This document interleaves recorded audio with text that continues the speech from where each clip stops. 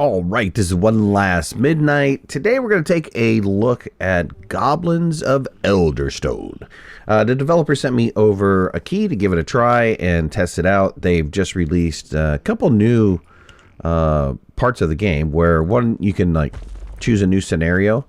This is a whole new thing. It's a scenario section where they have different scenarios that you can run through that have different difficulties and challenges for you to try to meet if you want to go through a scenario round. But we're going to go through like the normal playthrough, which is kind of like a story creation. It's what we could probably do like a random one. I think a random one like sets everything up for you, right? But if you go through the story creation, you wind up making a bunch of different choices, and there's some lore and some story involved. Let's do a random creation. These are our gods that get chosen for us, and those are, like I said, those are all selected because of the decision that was made on. If you go through the story mode, you wind up answering a bunch of questions, and so these your pantheon gets generated based off of that. So this game is a city builder game. They call it a Goblin Tribe Simulator. You know, you need to build buildings, manage your resources, defend your town and the goblins that you have in there. And, you know, you wind up facing off against other races and even gods, if you wind up pissing off the gods, with the main objective to build and grow and, you know, survive and thrive. So I have played for a little bit. The game is fun. You start off with this map creation, your village name, your world size, your habitation seed, your habitat seed, and you could choose between grasslands or forest or mountains. The last time I played was forest. So let's try grasslands this time. And I'm just looking around the map. You could check out what's going on the map, see what's available to you, what's close, where you might want to start building just by taking a peek in advance. And if you don't like the map, you can just randomize it again and have it regenerate. This one might be okay. There's you're looking for stuff like herbs and hemp, trees and rocks and berry resources that are relatively close by. Like all of this looks really good actually. There's iron ore even close. So if you can build in here really close to other things. I'm going to take this seed. Let's continue on. Then you wind up picking your goblins to start with. You're building up a new clan, customizing some things for your clan. You're starting resources depending on how you want to play. I'm going to autofill this. So it's just going to pick my guys for me. There are, unfortunately, you can't view the guys on this screen, which is a little bit of a setback because how do you choose your peon guys if you really don't know who is the best guy to choose? You could reset this to go back to nothing. And like I said, you could autofill it. And I think it picks the best selection of people. Don't really know. You know, really unsure on how they select who is the best person. Like, you know, this guy has low war, but he has high trade. And would you take him opposed to some of these other guys? I guess they pick people that are like relatively even, that have an even spread. And I don't know how they chose the leader, but they did choose the leader. My leader is lazy, which I don't know if that's a good trait for a leader. This guy's a weakling, but he's fast, he's a worker, and he's strong. This guy's savage. Why? This guy might be a better leader than this guy. It's, yeah, I don't know. Okay, we're going to go with this. We'll do a good starting bundle.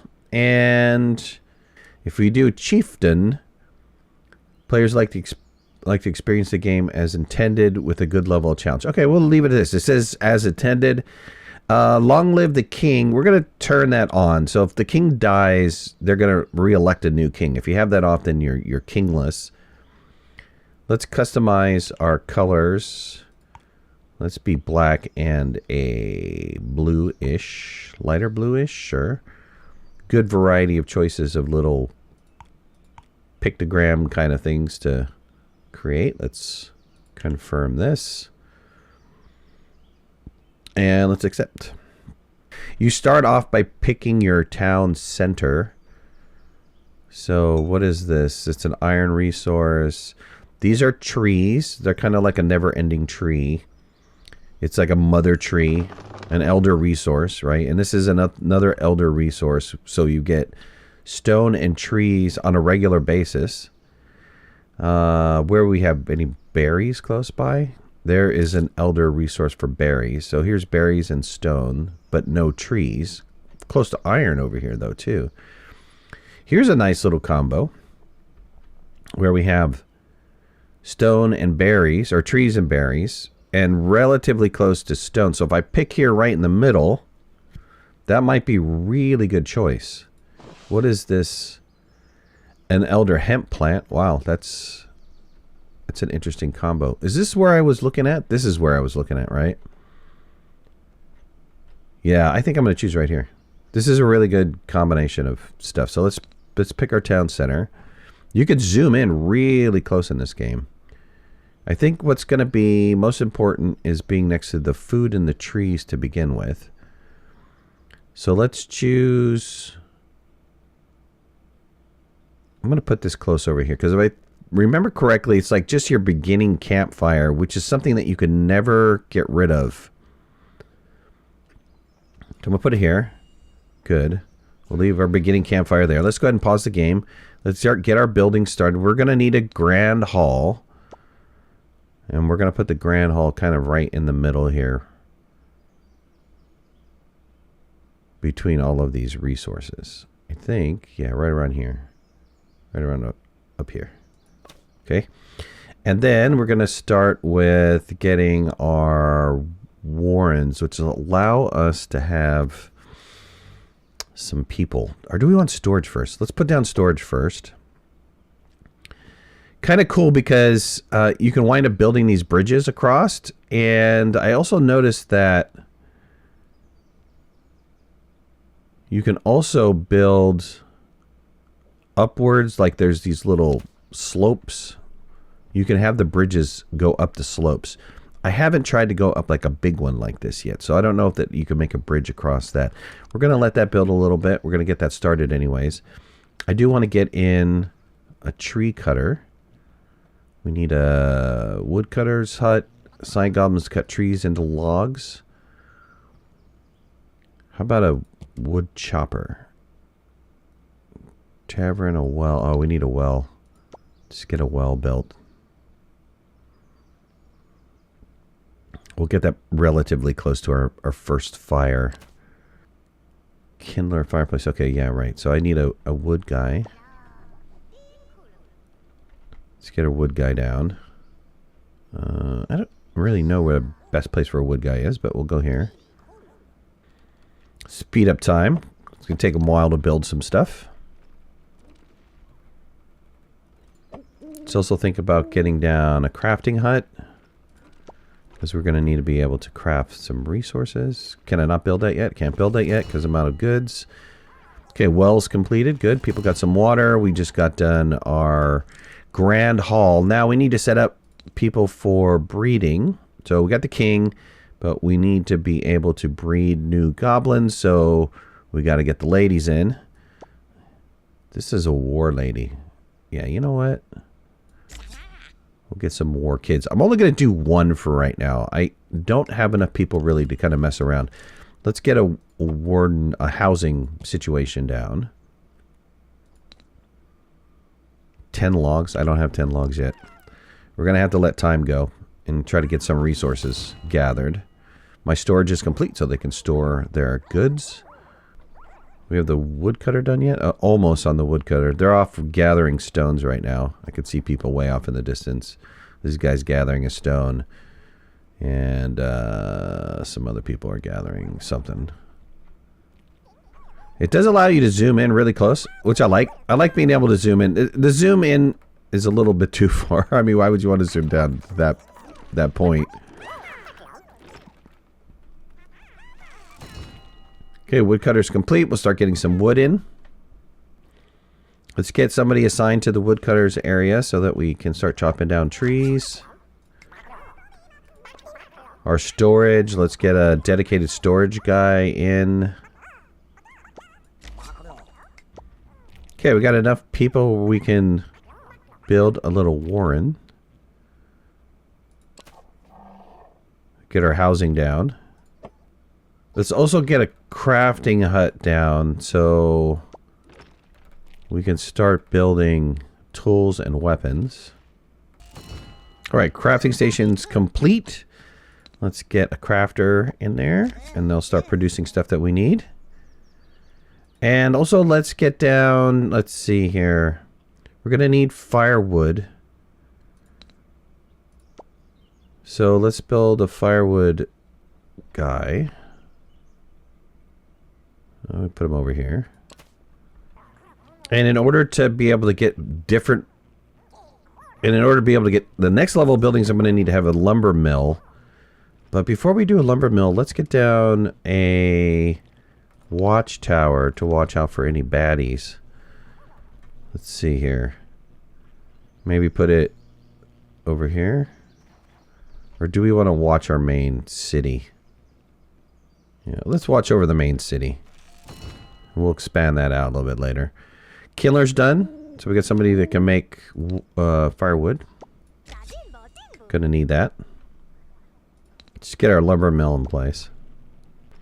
Trying to move us a little bit closer to this area over here. Though I don't want to get rid of these resources. So I'm trying to stay away from these resources a little bit. Okay, watchtower is complete. Let's set a guy in there to watch.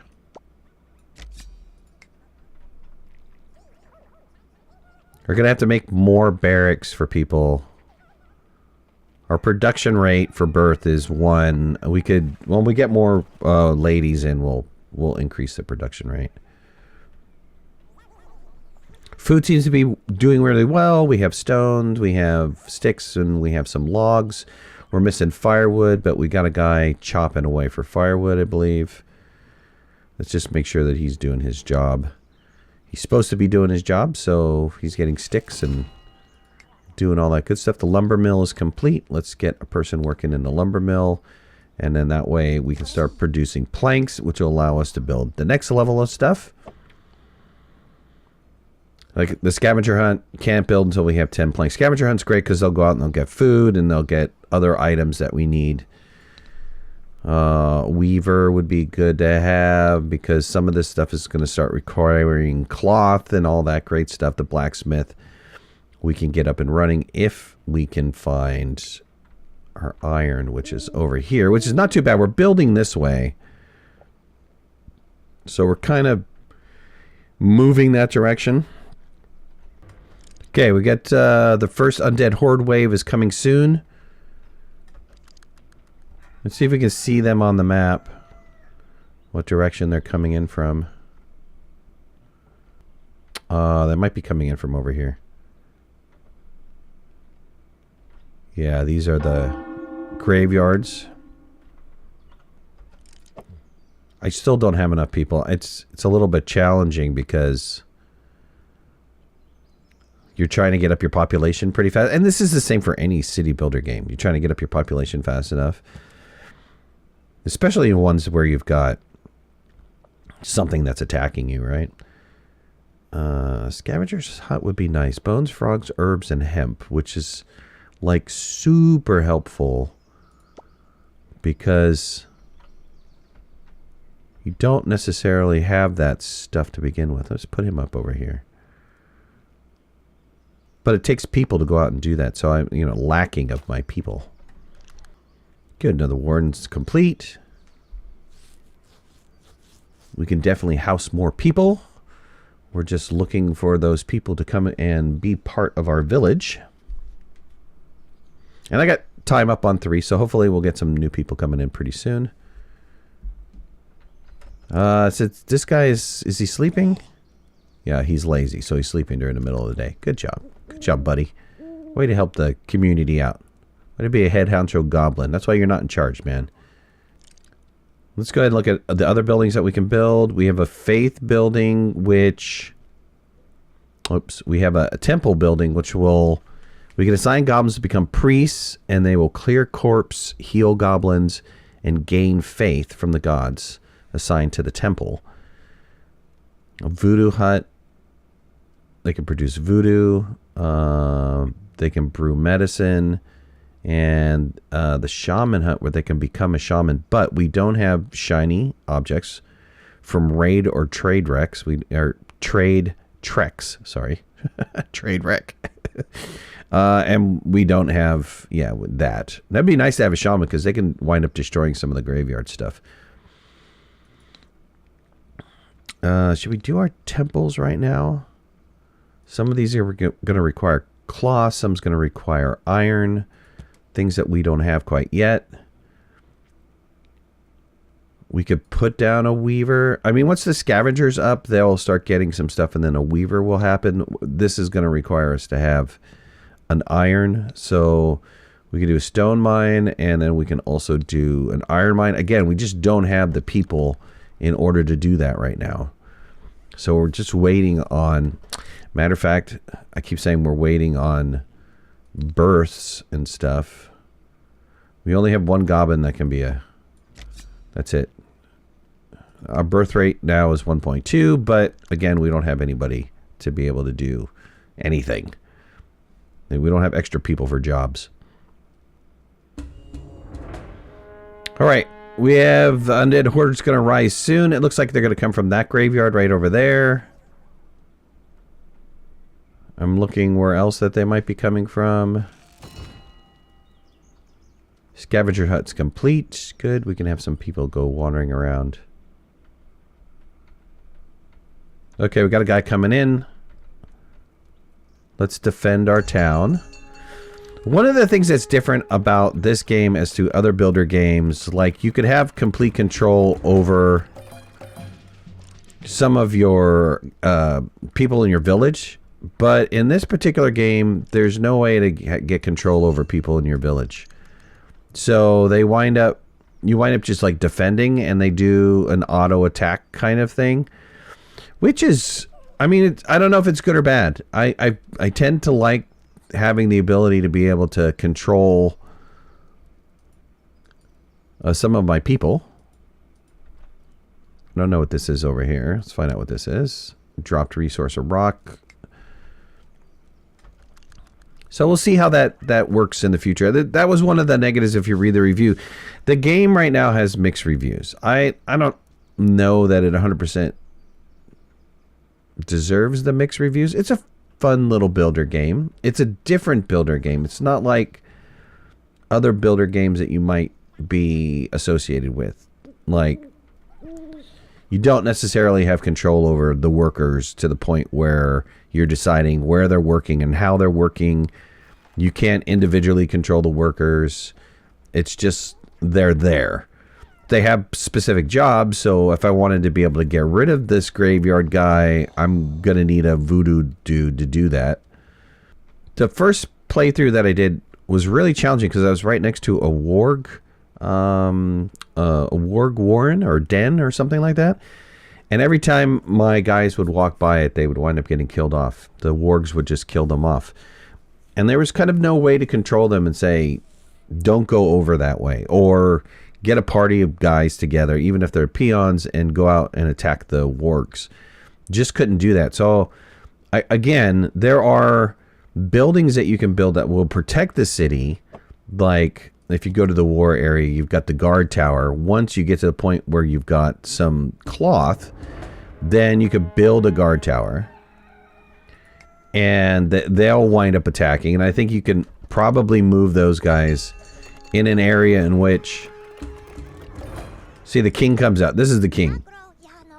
The king is like your only battler, right? So he comes out and he does his thing. And I believe that was it. The waves in the beginning are very small.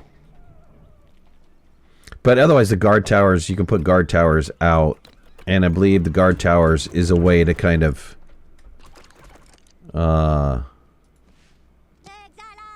Is there somebody over here attacking? Oh. Yep, there was. I missed him. I think we saved our guys. Our stones are coming in kind of slowly because we don't have a dedicated mine for our stone. It's a little far away. It's like up here somewhere. And we can build towards it. But let's get a dedicated iron mine going.